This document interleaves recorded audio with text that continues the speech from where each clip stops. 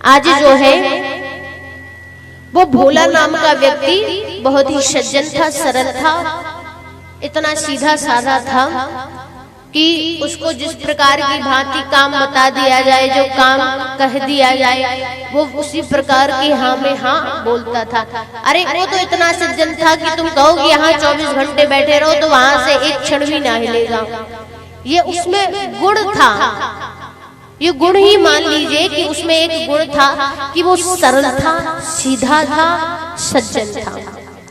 और एक उसमें अवगुण भी था कि वो अधिक भोजन किया करता था। भोजन की बात आई ना, एकादशी की बात आई ना, तो मुझे ये कथा याद आ गई नावाजी दास जी की कि जो वो व्यक्ति था ना, वो बहुत अधिक भोजन करता था, इतना अधिक भोजन करता था कि हमारे यहाँ ब्रज में जब न्योता होता है ना, जब हमारे यहाँ पर भोग लगाया जाता है ना ठाकुर जी को, तो भोग के बाद 4 पंगत बैठती हैं। उन 4 पंगतों में भी भोजन कम पड़ जाए, इतना भोजन कम किया करता था वो व्यक्ति। और भोजन बनाते बनाते उनकी भाभी जो थी बड़ी परेशान थी। पति तो उनके धन कमाने के लिए चले गए, भैया धन कमाने के लिए चले गए, और यहाँ पत्नी जो है देवर जी के लिए, भैया के लिए भोजन बनाते बनाते खूब परेशान हो गई। तो भोजन के चक्कर में जो है आज भाभी बड़े परेशान हुई। उन्होंने घर का लगाया ताला और मायके निकल गई। अब घर लौट कर आया वो व्यक्ति, तो सज्जन व्यक्ति ने देखा घर पे तो ताला पड़ा है। बोले अब ताला पड़ा है, अब क्या होगा, कहाँ रहेंगे, कैसे रहेंगे? अरे रहने की तो ठीक ठाक है भैया, अब भोजन की व्यवस्था कैसे होगी? बिना भोजन के कैसे गुजारा चलेगा?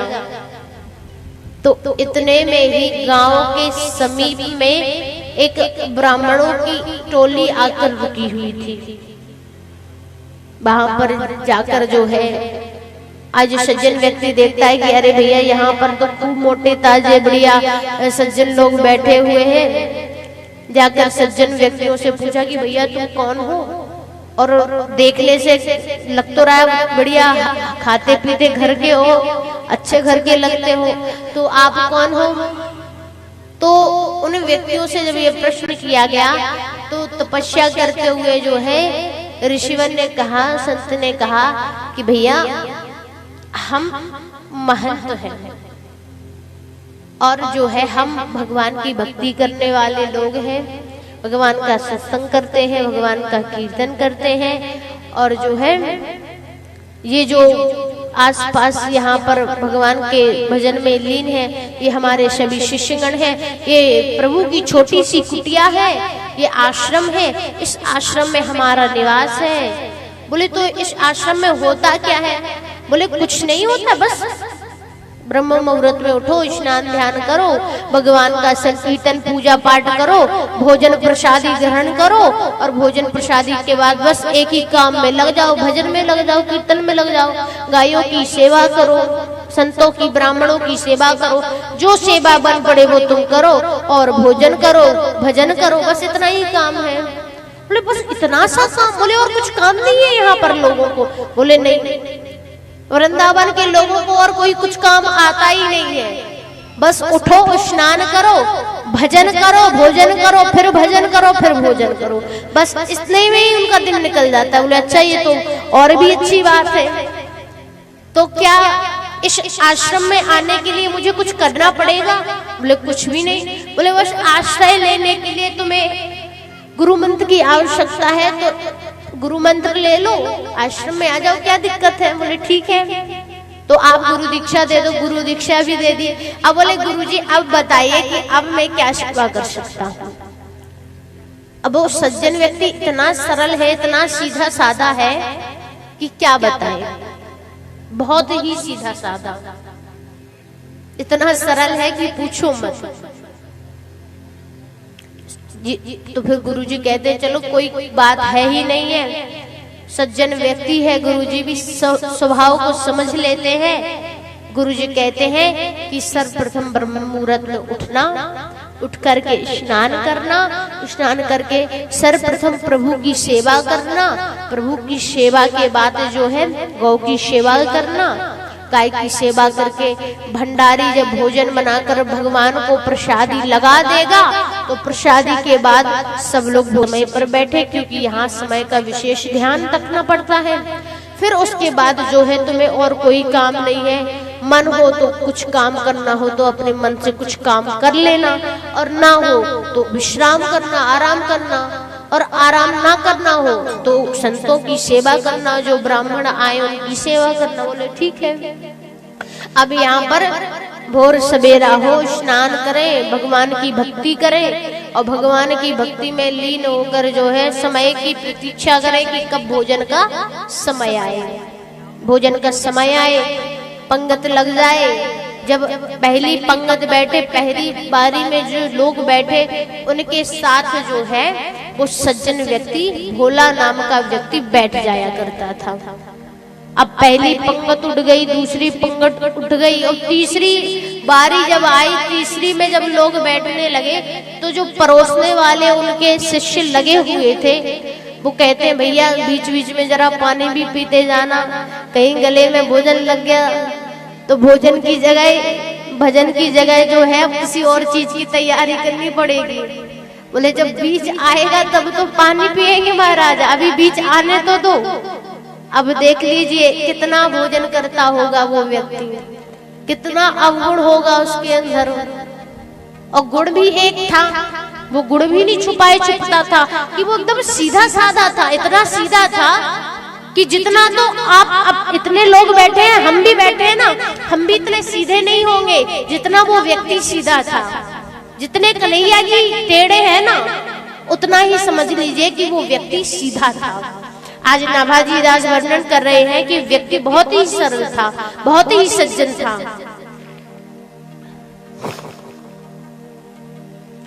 समय बीता, जब समय बीता, नित्य प्रतिदिन की क्रिया बन चुकी थी। स्नान किया, भजन पूजन किया, फिर भजन पूजन के बाद गौ की सेवा की, उसके बाद जो है भोजन की तैयारियां भंडारे में जो है बनना, तैयारियां चालू हो जाती थी। अब ये नित्य प्रतिदिन का काम था, लेकिन समय बीता, महीने के जब आखिर में एकादशी का दिन आया, एकादशी के दिन जो है भजन पूजन करके सीधा कहाँ रसोई में पहुंचे।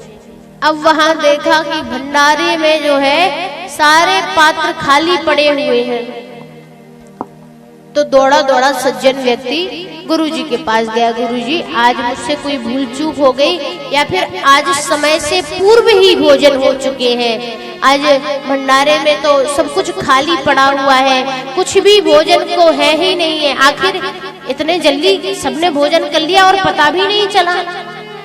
तो उस समय जो है गुरुजी कहते हैं कि देखो आज जो है एकादशी का दिन है, आज एकादशी के दिन आश्रम में भोजन नहीं बनते हैं। आज सभी लोग, आश्रम के जितने भी लोग हैं सब लोग व्रत रखते हैं एकादशी का। बोले एकादशी का व्रत, व्रत मतलब भूखे रहना। बोले भूखे रहना? अरे गुरुजी क्या बात करते हैं, भूखे रहना? बोले हाँ, एकादशी का व्रत अर्थात भूखे रहना।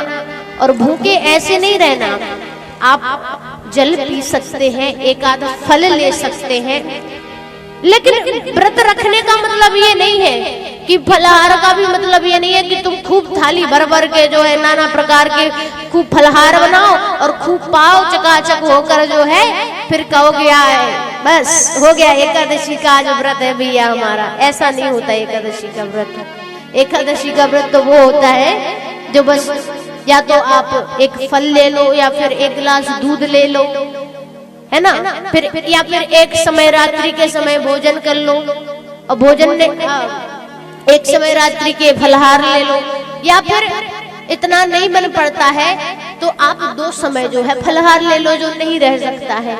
लेकिन ये महत्व बताया गया है कि एकादशी के दिन जो है किसी को भोजन नहीं करना चाहिए, और जो भोजन करता है उसका कितना घोर पाप लगता है ये हम बता नहीं सकते।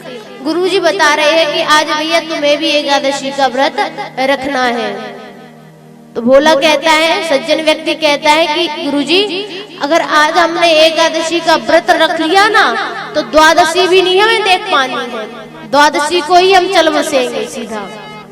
तो राम राम राम, ऐसा पाप आप स्वयं से ना कराइए और गुरुजी आप तो कोई व्यवस्था कीजिए, बिना भोजन के रहना तो असंभव है। बोले अगर ऐसी बात है तो भैया हम क्यों पाप के भागीदारी बने।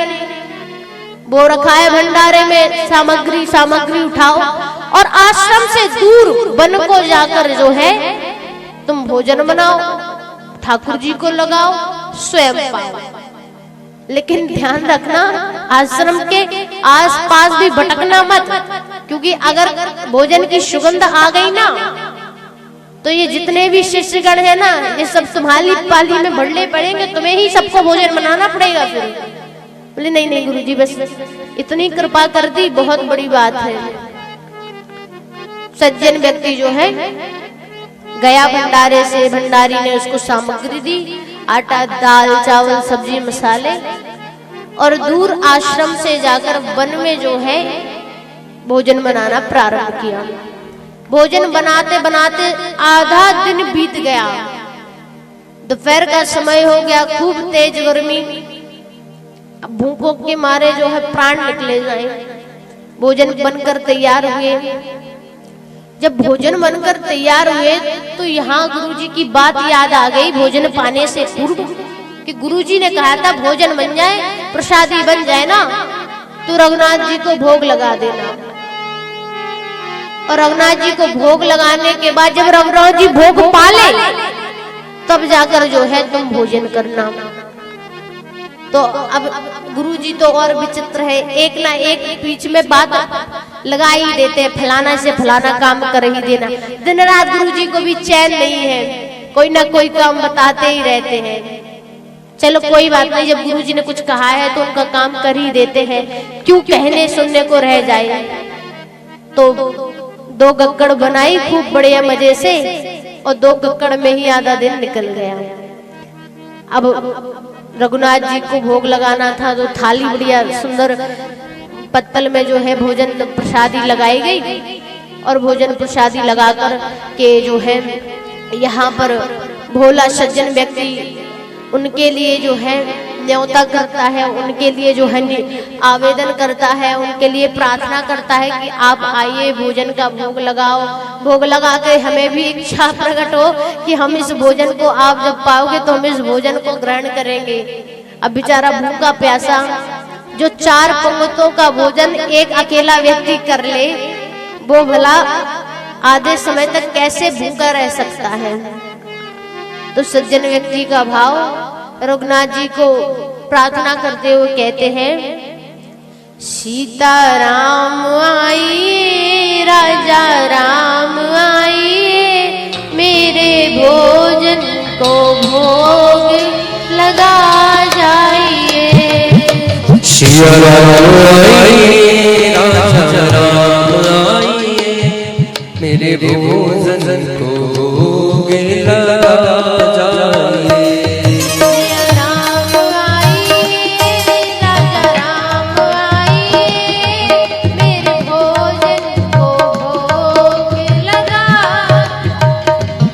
सिया राम आइए, राजा राम आइए, मेरे भोजन को भोग लगा जाइए।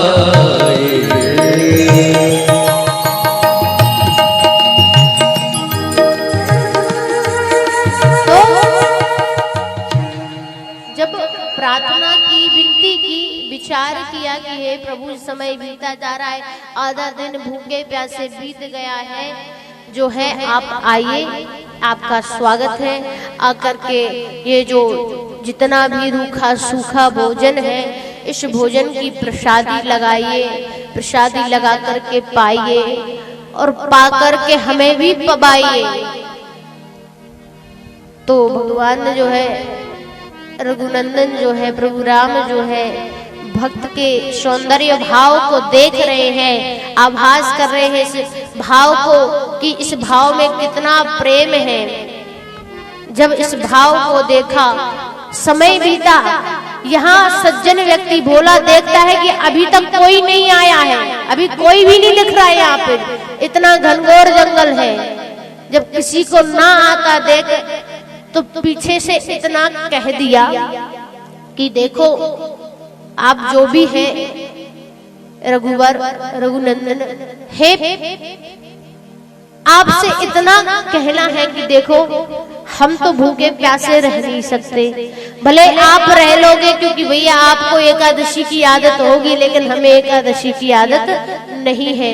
तो हम तो इतना कह रहे हैं कि आज आश्रम में भोजन नहीं बने हैं और आज आश्रम में भोजन बनना ही नहीं है, तो आज जो तुम भूखे प्यासे खूब बैठे रहो, मजाल है कि तुम्हें कोई खाने को कोई दे दे कुछ, और जो कुछ भी है यही है रूखा सूखा, आना हो आओ, ना आना हो ना आओ, ये तुम्हारी मर्जी।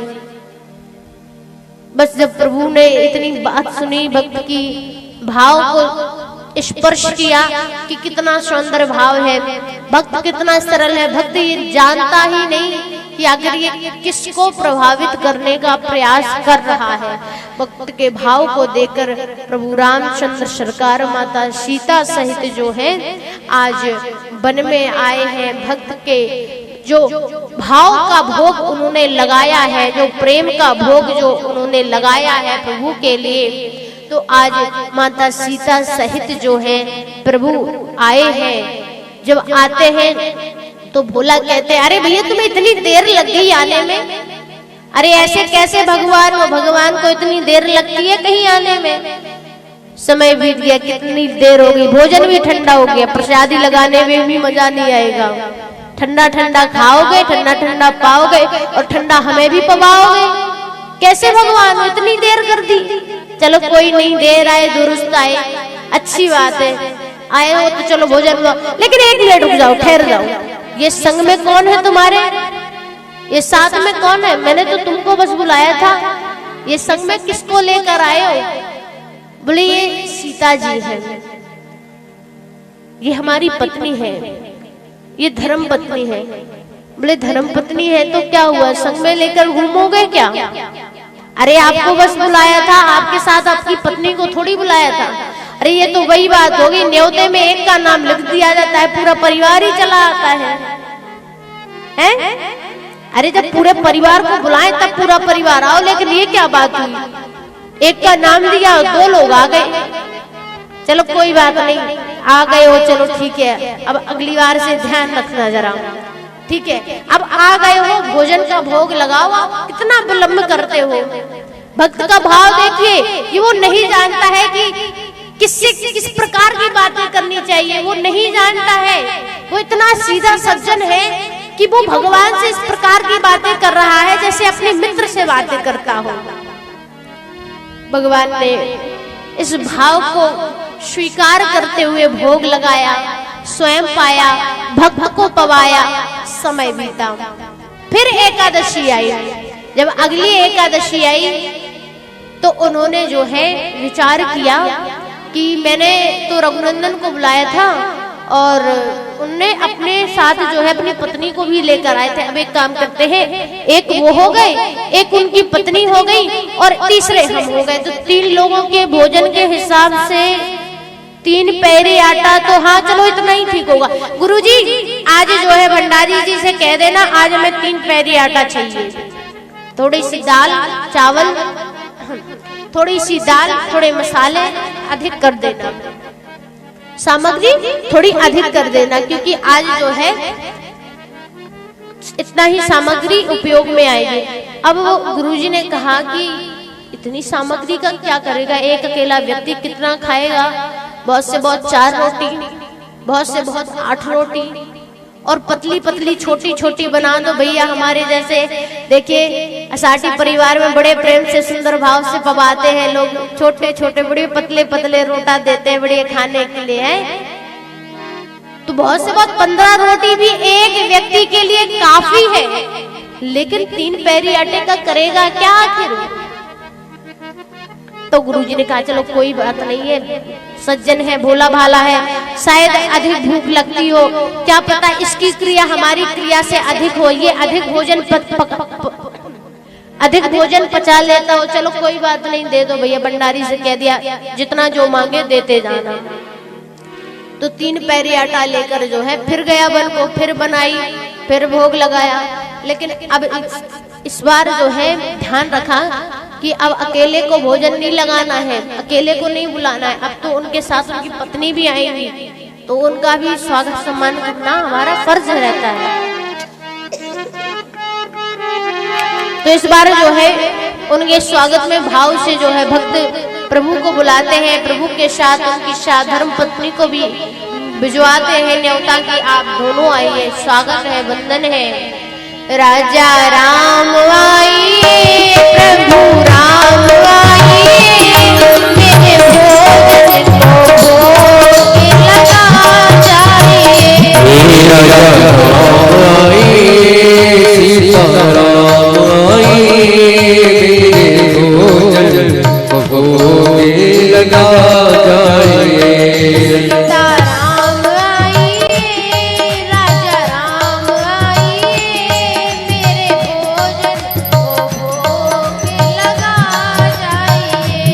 सीता राम आइए, राजा राम आइए, भोजन को भोग लगा जाइए। भगवान तो बिल्कुल सज करके बढ़िया विराजमान ही थे। अब की कब भोग लगाए और कब हम आए, इन्होंने प्रार्थना की। उधर से प्रभु रामचंद्र सरकार, माता सीता सहित और छोटे भाई लक्ष्मण सहित जो है आज पधारते हैं भोग लगाने के लिए, प्रसादी लगाने के लिए। अब सज्जन व्यक्ति देखता है, बोलते ये भैया ये कौन है संग में? पहले खुद को बुलाया, अकेले को बुलाया, तो पत्नी को ले आए संग में। अब दोनों का न्योता कर दिया, तो ये संग में कौन से हैं भैया? ये कौन है? तुम्हारी संतान है, तुम्हारा दूर का रिश्तेदार है, कौन है? तो भगवान कहते हैं ये हमारे भैया है, लक्ष्मण जी है। बोले सगे है कि सौतेले? बोले नहीं भैया सगे है। बोले ठीक है चलो कोई बात नहीं, अब जल्दी भोग लगाइए।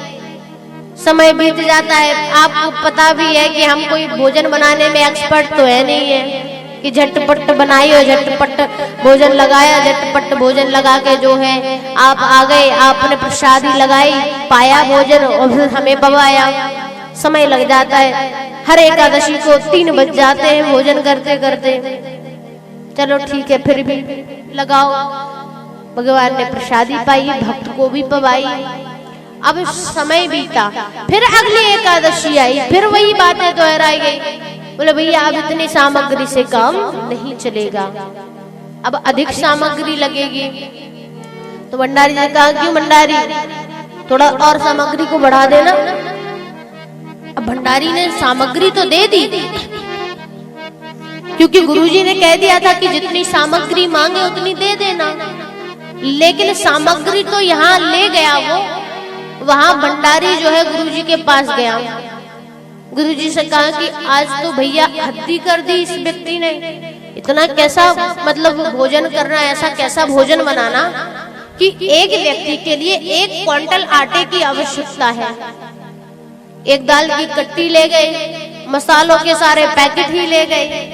अरे भैया खुद को खाना है कि सीधा भंडारा करना है कि पूरे छतरपुर भर का जो है न्योता करके आए हैं?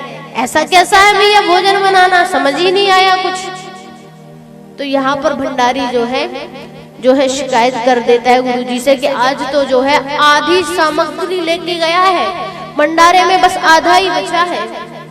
अब बाद में गुरुजी हमसे मत कहना कि ये सामग्री जाती कहाँ है।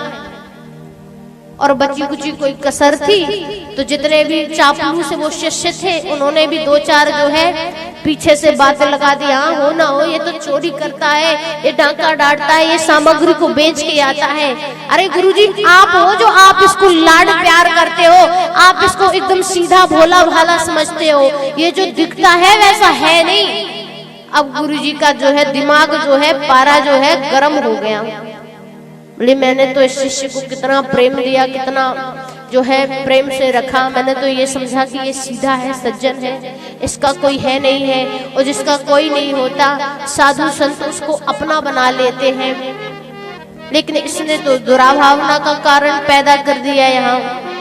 चलो आज जो है वन को जाया जाए और देखा जाए कि आखिर ये सामग्री का करता क्या है। यहाँ वन में आए गुरु, और गुरु के साथ उनके जितने भी चेला थे, जितने चापलूस थे, सब आए। और सज्जन व्यक्ति सामग्री को लेकर आया, थक हार करके सामग्री को जो है एक वृक्ष के नीचे पटक दिया। क्रोध में आते, और क्रोध में आकर बड़बड़ाने लगा, कहने लगा कि हर एकादशी आती है, इतनी एकादशी बीत गई, एक तो आश्रम में भोजन नहीं बनता, दूसरी बात भोजन मुझे बनाने के लिए आश्रम से दूर वन में आना पड़ता, तीसरी बात इतनी सामग्री को लाद कर लाना पड़ता है जैसे मैं कोई पशु के भांति मुझे इतना सामान जो है इधर से उधर लाना पड़ता है। और फिर आधा दिन इतनी गर्मी में बीत जाता है, तब जाकर जो है मुझे भोजन बनाना पड़ता है। और भैया भोजन बनाओ तो पहले तो रघुनाथ जी को भोग लगाओ, उनके लिए भोजन बनाओ, उनके परिवार को न्योता भेजो, भैया तुम आ जाओ, फलाने आ जाओ, ढिकाने आ जाओ, सबरे आ जाओ। और उनको आने में भी विलम्ब हो जाता है, वो भी आराम से आते हैं खूब, और आते आते जो है 3-4 बज जाते हैं। अब फिर वो आते हैं, भोग लगाते हैं, स्वयं पाते हैं, और पाते जितना भी बचा कुचा जो जूठन मिल जाता है वो हमें पाना पड़ता है। हर एकादशी को पेट भरता है नहीं है, मेहनत दुगनी हो जाती है।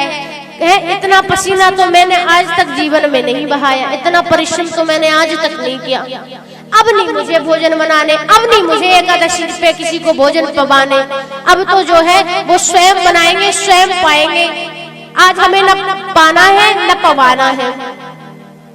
कौन कह रहे हैं? सज्जन भक्त कह रहे हैं, सज्जन शिष्य कह रहे हैं। शिष्य की ये वाणी के विचार सुनकर जो है मन ही मन बड़बड़ा रहे हैं। लेकिन विचार किया पहले बुला तो ले, जब बुलाएंगे तब तो वो बनाएंगे, अब तो वो स्वयं बनाएंगे और स्वयं पाएंगे।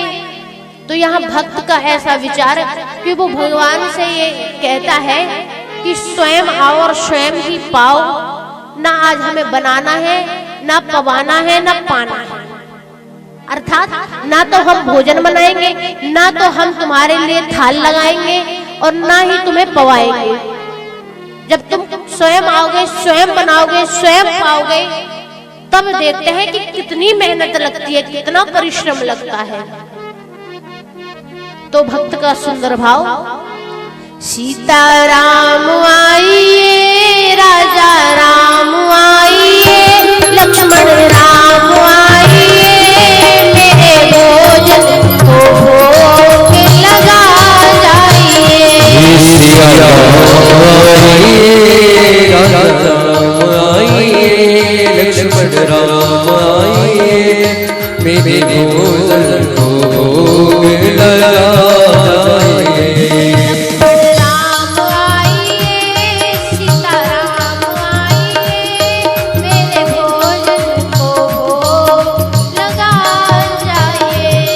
सिया राम आइए, राजा राम आइए, लक्ष्मण राम आइए, मेरे भोजन को भोग लगा जाइए। अब केवल मात्र 3 लोगों को बुलाया, क्योंकि सबसे पहले एकादशी को जब ज्ञात नहीं था तो केवल प्रभु को बुलाया था, राम जी को बुलाया था। तो राम जी सीता मैया को लेकर आए, और जब सीता मैया और राम जी दोनों को दूसरी एकादशी पे बुलाया तो वो अपने भाई, छोटे भाई लक्ष्मण जी को ले आए। तो इस बार इस तीसरी एकादशी पे आज मैं क्या करता हूँ, तीनों को बुला लेता हूँ। अब तो वो किसी को लेकर नहीं आएंगे, अब तो जो है सबको थोड़ा सम्मान मिलना अति आवश्यक है। तो आज जो है लक्ष्मण जी को भी बुलाया, राम जी को भी बुलाया, माता सीता जी को भी बुलाया कि आप तीनों जन पधारिए, आपका स्वागत है, सत्कार है। भगवान तो प्रतीक्षा में थे। भगवान जो है राम, लक्ष्मण, भरत, शत्रुघ्न और राम दरबार सहित, माता सीता सहित, हनुमान जी सहित, पूरी वानर सेना सुग्रीव सहित जो है आज वन में पधारे। अब तो जो है शिष्य ने माथे पर हाथ पीटते हुए कहा कि भैया अच्छा हुआ कि मैंने आज प्रसादी नहीं बनाई। बोले भैया इतने लोगों को पवाते पवाते तो जो है जजमान के प्राण ही निकल जाएंगे, हैं? इतने लोगों को पवाना बहुत कठिन है। इतने लोगों को कौन बनाए, कौन पवाए? एक अकेला मैं आदमी, इतने लोगों के भोजन की तैयारी। बराती वाले लोग भी ऐसे ही करते हैं, ये सोच विचार करके नहीं जाते कि हम बारात में जा रहे हैं, ये सोच विचार के जाते हैं कि हम भंडारा पाने जा रहे हैं, है ना। आज तो और हमारी कन्हैया का, हमारे द्वारकाधीश भगवान का विवाह है, तो आज भी माता यही विचार करके आई है आज तो भंडारा होगा, है ना। खूब पंगत चलेगी, खूब चकाचक भोजन पाएंगे, प्रसादी पाएंगे। तो चिंता मत करना, सभी भक्त गणों के लिए जो है हमारे यजमान ने खूब प्रसादी का बढ़िया जो है भंडारे का जो है खूब तैयारी करके रखी है। आज तो हमारे रसगुल्ला भगवान का विवाह है, आज हमारे द्वारकाधीश का विवाह है। तो खूब देखो भैया घराती बराती खूब आए हैं, है ना, और सब लोग प्रतीक्षा में भी है। आज शिष्य विचार करते हैं कि चलो अच्छा हुआ मैंने आज भोजन नहीं बनाए, आज मैंने प्रसादी नहीं बनाई। अगर मैं प्रसादी बनाने बैठता ना तो 4 दिन लग जाते इस पूरे पंगत को पवाने के लिए। अब राम जी से भक्त कहता है कि सुनो भैया, ये रखा है आटा, ये रखा दाल, ये मसाले, स्वयं बनाओ। ये जितने भी बराती घराती सबको लेकर आए हो ना, स्वयं बनाओ और स्वयं भी पाओ। भक्त की बात सुनकर भगवान भी सिर हिला देते, बोले ठीक है चलो कोई बात नहीं, हम बना लेंगे, स्वयं पा लेंगे, ठीक है, आपको कष्ट करने की आवश्यकता नहीं है। यहाँ वार्तालाप हो रही है। यहाँ आज भक्त का सुंदर भाव देखकर भगवान प्रभु रामचंद्र सरकार सभी को आदेश दे रहे हैं, उपदेश दे रहे हैं। माता सीता जो है चौका कर रही है, हनुमान जी जो है लकड़ियां लेने, समधाएं लेने गए हैं, समधाएं एकत्रित कर रहे हैं। और चारों भाइयों में से तीनों भाई जो है सब्जियां काट रहे हैं। बानर सेना जो है थोड़ी थोड़ी तैयारियां कर रहे हैं, कोई पत्तल बना रहा है, कोई दोना बना रहा है, कोई जल को एकत्रित कर रहा है, भंडारे की तैयारियां हो रही हैं। और यहाँ एक वृक्ष की ओट में बढ़िया शीतल छाया में जो है शिष्य बैठा हुआ है, मन ही मन कह रहा है स्वयं बनाओ स्वयं पाओ, स्वयं बनाओ स्वयं पाओ। अब जो शिष्य थे, जो चापलूस करने वाले शिष्य थे, जो गुरुजी के साथ आज देखने आए थे कि इस शिष्य ने, इस सज्जन व्यक्ति ने जो हर एकादशी को सामग्री बढ़ाती है और इस सामग्री को बढ़ा करके आखिर कहाँ ले जाता है, इस सामग्री का आखिर करता क्या है, ये विचार का इस भाव को लेकर के ये हो ना हो ये चोरी करता है, इस सामग्री को जो है बेच कर आता है। तो आज गुरुजी चोरी छुपे एक वृक्ष की ओट में देख रहे हैं, ये मन ही मन बड़बड़ा रहा है, किसी से कह रहा है कि स्वयं बनाओ स्वयं पाओ। बोला खुद बनाओगे और खुद ही खाओगे। तो गुरुजी देखते हैं कि ये किससे बातें कर रहा है, आखिर सामग्री जाऊं की त्यों रखी हुई है। अब देखिए अंतर आत्मा की दृष्टि से जो व्यक्ति देखता है उसको सब कुछ दिखाई देता है, और जिसके पास ये भावना ही नहीं है उसके सामने साक्षात नारायण भी खड़े हो जाएं तो उसको दिखाई नहीं दे सकते हैं। ये कथा बता रही है। यहाँ गुरुजी कह रहे हैं कि ये व्यक्ति किससे मन ही मन बड़बड़ा रहा है, सामग्री जो की त्यों रखी हुई है, सामग्री को ना तो ये बेच कर आया है। तो शिष्य के पास गुरुजी जाते हैं, गुरुजी कहते हैं क्यों, एक बात बताओ, पहली बात तो इस सामग्री को यहाँ रखे हुए हो, इस सामग्री का करते क्या हो, दूसरी बात तुम तो भोजन बनाने आए थे, भोजन तो तुम बना नहीं रहे, और ये मन ही मन क्या बड़बड़ा रहे हो कि स्वयं बनाओ और स्वयं पाओ। ये कौन सी बात होती है, किससे वार्तालाप कर रहे हो, आखिर चल क्या रहा है, हो क्या रहा है, कुछ समझ ही नहीं आ रहा है। तो इतने में ही जितने भी चापलूस करने वाले, चापलूसी करने वाले शिष्य थे, वो कहते हैं गुरुजी आप इसकी बातों में मत आना, ये तो आपको छल रहा है। अरे ये इस सामग्री को बेचकर आता है, ये भंडारे से चुरा कर लाता है सामग्री।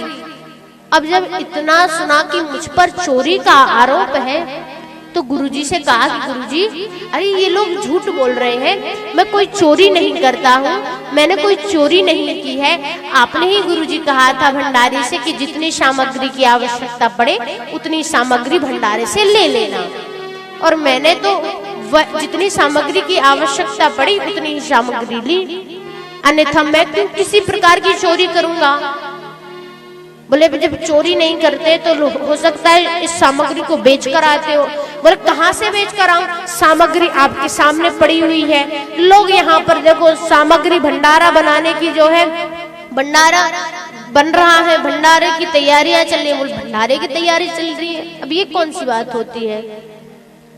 तो शिष्य कहने लगा गुरुजी आप स्वयं देख लीजिए, यहाँ पर भंडारे की तैयारियां चल रही हैं, भगवान बैठे हुए हैं, रघुवर माता सीता चौका कर रही है, हनुमान जी समझाएं लेकर आए हैं, वानर सेना जल एकत्र करके दोना पत्तल बना रहे हैं, और जितने भी भरत लक्ष्मण शत्रुघ्न हैं वो सब्जियां काट रहे हैं, माता सीता जो है तैयारियां कर रही हैं। बोले अरे ये सब मनगढ़ंत बातें हैं, ये सब कहानियां हैं, ये कौन है, यहाँ पर कोई भी नहीं दिखाई दे रहा है। अरे ये तो पागल हो चुका है, ये स्वयं पागल हो गया है, दूसरों को भी पागल बना रहा है, अपनी चोरी छिपाने के लिए जो है ये सब मनगढ़ंत कहानियां जो है बना रहा है, बता रहा है, ऐसा दरअसल में है ही नहीं है कुछ। अब जो है भक्त ने इतनी बात सुनी, सज्जन व्यक्ति के हृदय को बड़ी ठेस पहुंची कि आज तक जो कर्म मैंने किए नहीं हो उसका पाप मुझे ये लोग लगा रहे। हाँ ये बात माना कि मैं बहुत अधिक भोजन करता हूँ, लेकिन जो सत्य है उसको ही मैं स्वीकार करता हूँ, ये तो मुझ पर झूठा आरोप लगा रहे हैं। फिर जो है भगवान के चरणों में गया, शिष्य ने विनती की कि प्रभु ये कैसी तुम्हारी माया है कि मैं जो देख रहा हूँ ये मेरे गुरुजी को, मेरे शिष्यों को क्यों नहीं दिखाई दे रहा है। ये लोग मुझे झूठा साबित कर रहे हैं, मुझे चोरी का आरोप लगा रहे हैं, और आप बैठे बैठे जो है ये सब देख रहे हैं, ऐसा क्यों आखिर। ऐसा तो मैंने कोई किसी प्रकार का किसी को कष्ट नहीं पहुंचाया, किसी को हानि नहीं पहुंचाई, जो इतना बड़ा द्वेष, इतना बड़ा झूठ जो है, इतना बड़ा आरोप मुझ पर लगाया जा रहा है। तो भगवान कहते हैं कि व्यक्ति को मेरे दर्शन करने के लिए मैं हर किसी को दिखाई तो देता नहीं हूँ, और मैं उसी को दिखाई देता हूँ जो सरल हो, जो सीधा हो, जो सज्जन हो। जो सज्जन होता है, सीधा साधा होता है, जो सरल होता है, मैं उन्हीं को दिखाई देता हूँ, मैं ऐसा हर किसी को दिखाई नहीं देता हूँ। मुझे देखने के लिए भी अंतर आत्मा की जरूरत होती है, उन आंखों की दृष्टि से देखो जो भाव से, प्रेम से हो। ऐसे हर किसी को मैं दिखाई देने लगा तो भैया सबका कल्याण हो जाएगा, सबको मोक्ष मिल जाएगा। ऐसा आवश्यक तो है नहीं, आवश्यकता है सरल बनने के लिए, क्योंकि सरल का जो अर्थ होता है वो भी भगवान स्वरूप के अर्थों से निकलकर ही बनता है। बोले कैसे? बोले बाद में बताएंगे, पहले जो है तुम्हारे गुरु की जो शंका है इसको खत्म कर दी जाए। आज भगवान ने जो है गुरुजी को, गुरुजी के सहित जितने भी शिष्य चापलूसी करने आए थे सभी को दर्शन दिए। बोले रामचंद्र सरकार की। आज भगवान ने राम दरबार सहित जो है अपने शिष्यों को, अपने भक्तों को दर्शन दिए। गुरुजी ने दर्शन किए, दर्शन करके आंखों से अश्रु बह रहे हैं और कह रहे हैं कि जीवन पर्यंत मैंने आपकी सदैव भक्ति की, लेकिन आज तक मुझे आपके दर्शन नहीं हुए। और ये व्यक्ति, ये मेरा शिष्य जिसे भक्ति का भाव ही नहीं अच्छे से आता है, जो भक्ति को जानता तक नहीं है, वो दिन रात जो है भोजन में लीन रहता है, उसने आपके दर्शन कैसे कर लिए? तो आज जो है शिष्य का उत्तर देते हुए, भक्त का उत्तर देते हुए भगवान कहते हैं कि मुझे देखने के लिए सरल बनना पड़ेगा, सरलता का भाव आना चाहिए। जो व्यक्ति सरलता का भाव जीवन में अपना लेता है, मैं उसको अपने अंदर आत्मा में जो एक पट्टी बंधी रहती है, आंखों के ऊपर जो पट्टी बंधी रहती है, उस पट्टी को मैं उतार देता हूँ। और जब वो पट्टी उतरती है ना, तो उनको नारायण के, उनको गोविंद के, उनको प्रभु श्री रामचंद्र सरकार के दर्शन होते हैं। क्योंकि सरलता का अर्थ क्या है, तो यहाँ भगवान के सरलता का अर्थ बताते हैं कि सा से सीता मैया, रा से राम जी, ला से लक्ष्मण जी, इन तीनों शब्दों में से एक एक शब्द लिया गया है। और ता का अर्थ होता है तार नाम। इस भव संसार से जो तार देता है, जो इस नैया को पार लगा देता है, उसके लिए सबसे पहले आपको सरलता का भाव बनाना पड़ेगा, सरलता को जीवन में अपनाना पड़ेगा। आपको सीधा बनना पड़ेगा। जो आपने जीवन में टेढ़े टेढ़े काम किए हैं ना, उन कामों को छोड़ना पड़ेगा, उन पापों को नष्ट करना पड़ेगा। जब सरलता का भाव जीवन में आ जाएगा, आप सरलता को अपना लोगे, तब जाकर आपको प्रभु श्री रामचंद्र सरकार के दर्शन होंगे।